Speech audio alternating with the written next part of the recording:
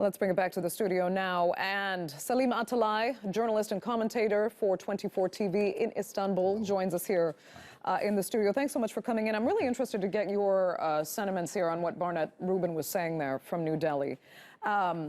He was actually somewhat surprised that President Erdogan ran through the facts of this case. Yes, he did bring in confirmation that there was this three-man team that arrived the day before the crime was committed, proving premeditation, in his opinion. But the world, the media consumers of this world were looking for those tapes, those audio recordings, those video recordings that we've been hearing so much about. Those weren't even mentioned. No, but this was what President Erdogan did was the right thing to do. From the most authoritative source in the country, who's the endpoint of every information and every intelligence report and every international contact Donald Trump called, Pompeo, etc. He's the most authoritative source in Turkey currently to disclose the details. And what he disclosed was an impeccable prosecution indictment. It had every detail for anyone, any consumer. It had the details of forensic steps, minute-by-minute details of what happened. And don't forget, I mean, yes, we were aware of the developments, but they were never confirmed. They were all attributed to unnamed officials, unnamed intelligence officials and such. This is now all attributable to the President of Turkey. So everything is now being confirmed, which is interesting again. There's no contradiction in anything that came out of Turkey. It's all perfect. And President Erdogan also gave two extra headlines for the media and the public consumers, which is, again, confirmation that this was a premeditated political murder.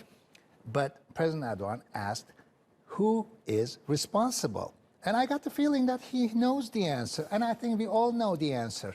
But he left it to the next stage because he also offered the culprits to be tried in Turkey. That would be perfect because the trial in Saudi Arabia ends with execution by sword usually in these cases, and Turkey has abolished the death penalty, so the culprits might really want to be tried in Turkey for that sense, which will be at least a life sentence. Also, that is a very interesting point. He said something else. He made one point, there's all speculation about Turkish-Saudi relations, that there's bargaining and stuff. These are all rubbish. He called the Saudi King Salman as Hadimul Haramain al-Sharifein, which is the custodian of two holy mosques, which was the title of the Ottoman sultans.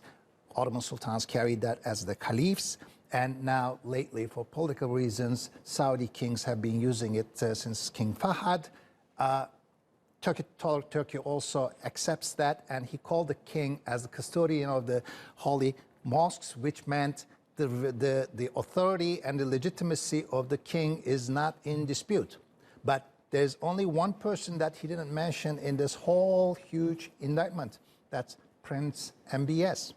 Right. But I mean, my interpretation is that he implied that whoever ordered this should be tried and punished too. And we all have a strong suspicion that nothing flies in Saudi without the knowledge of Prince MBS. Also, he said something else. He said other culprits in other countries. We have to just think, who could that be? I was wondering about that. Who could that be? Other culprits in other countries. Okay, I'm a political commentator. I'll just speculate that it's the UAE and Egypt. But I'll also support my outrageous claim with a very good proof. The planes of the execution team left Istanbul and they first landed in two airports. One is Egypt, Cairo. The other is Dubai, UAE. Is that fact? I didn't hear. So those planes landed in... Before ending up in Saudi, those planes landed in Cairo and Dubai, and the rest, I rest my case. Okay. But overall, I mean, from what Barnett was saying earlier, we didn't get those kinds of, I'll call them salacious details. We didn't hear the release of these recordings that, you know, you can actually hear the murder, so far the speculation I'm not sure is it's that good for the that's- public consumption. Because actually, and on that, I mean, you can say that President Erdogan was being very politically and diplomatically responsible Yes. in this case. He's not going to be sensationalist about this. No. So let me continue with this. I want to talk a little bit about a time scale then for this, because it looks like Crown Prince Mohammed bin Salman can be counting on what we identified earlier as Khashoggi fatigue. Let this investigation be drawn out for as long as it can, because the public will get bored with it. And as long as he has the U.S. on side, eventually they can maybe prosecute a few of the fall guys from Saudi and Sorry, give them not this time. I mean, that's Jared Kushner's theory, and he praised for that. He said, yes, look, he kidnapped the Lebanese prime minister, and it's forgotten. Look, he bombed the kids in the school bus, and it's forgotten. No, this is not going to rest.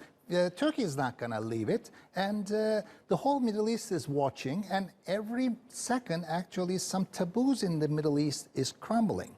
And this has turned into a very political case, and it all ends up who is defending the murderers and who is trying to prosecute the murderers, whose side is looking for justice, which side is looking for justice. Yeah. So it's not gonna fade out. Can you predict a time scale here? When are we going to actually see people charged? I know that's not your area of expertise, but you know the system here. Well, what else is required?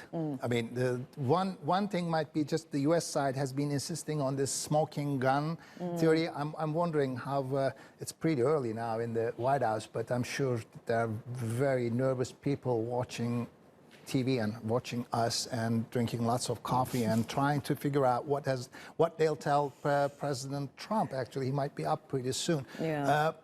The U.S. has to come up with a good response, because Donald Trump administration, has been Donald Trump himself and his family, has been wobbling big time. I'm sure there are others in the U.S. who want, especially the Congress, who want justice. And interestingly, they are going after the Saudi prince.